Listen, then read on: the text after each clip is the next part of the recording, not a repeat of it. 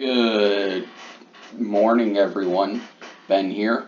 It took me a second to realize it was still morning. Uh, anyway, so we've only got two elections where there's any polls or anything to really discuss. And those are in Tennessee and Florida. Florida, maybe I jumped the gun in flipping it to say that maybe Bill Nelson has the advantage. It was one poll from 1 week, and another reputable nonpartisan pollster in Florida Atlantic did a survey, and Rick Scott has a decent advantage of 44 to 40%, and that seems to be in line with most polling from June and July, and actually all the way to early May.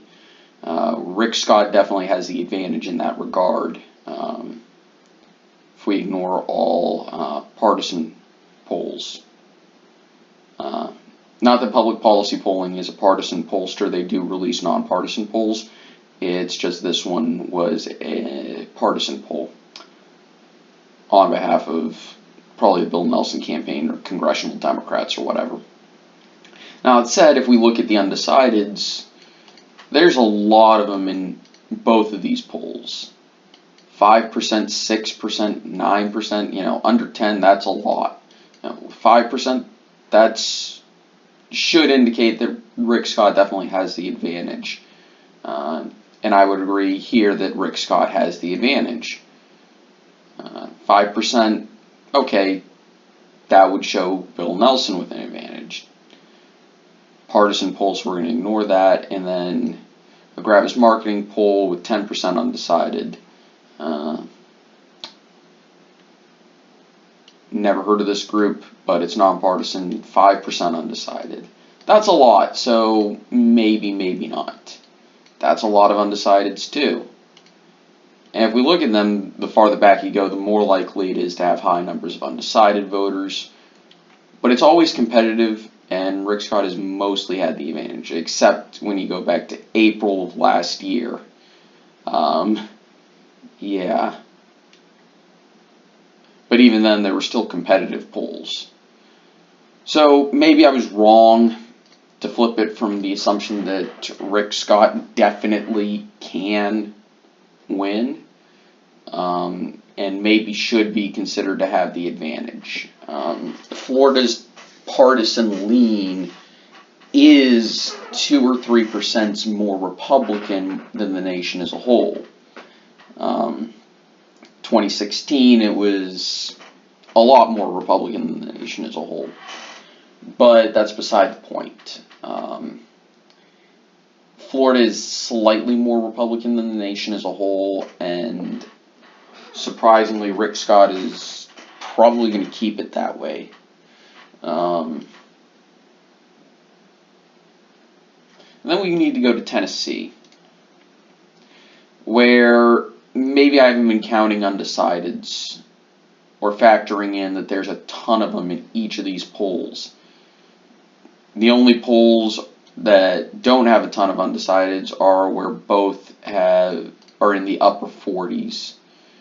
Here's one that I factored in that had 11% undecided with 3% gap. That's more than enough to flip it for Marsha Blackburn. This wouldn't, because obviously he's above 50%, but internal or partisan poll. Here's one with 17% undecided. That would definitely flip it. It should actually be 20. That's beside the point. 13% undecided. 17% undecided. There's a lot of undecideds in this race. So maybe I should go with everybody, a lot of the other ones who are considering this leans Republican, despite the polling showing Phil Bredesen having a massive advantage. And I think that would be the smart thing to do, because Tennessee is a red state, is historically red. We're still a long ways out, and there's a ton of undecideds in the poll, and undecided voters in Tennessee are a lot like undecided voters in places like Georgia and South Carolina and Alabama, Arkansas, Louisiana, Texas. they're more than likely going to vote Republican, regardless of the year, regardless of the political environment. Because that's the nature of the South, is people who say they're undecided are more than likely conservative-leaning voters. And yes, Phil Bredesen is definitely the correct candidate for the Democrats to run in Tennessee or any southern state. But going by the history and the fact that Tennessee is one of the most Republican states in the United States, I'm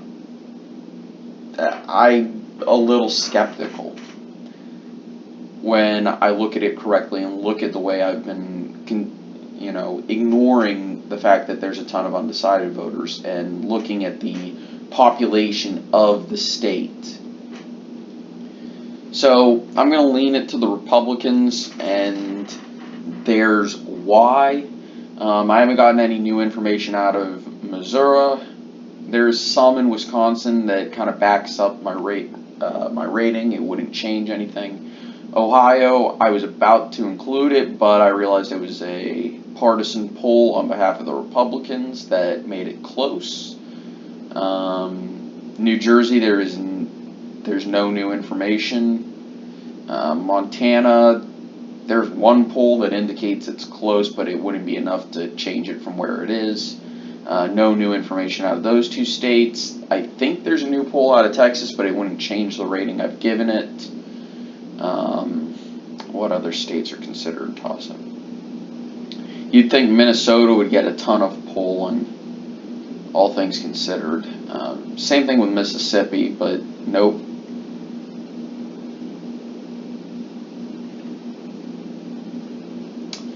So, anyway, thank you guys so much for watching. I hope you guys enjoyed. I'll see you guys next time. Take it easy. Bye.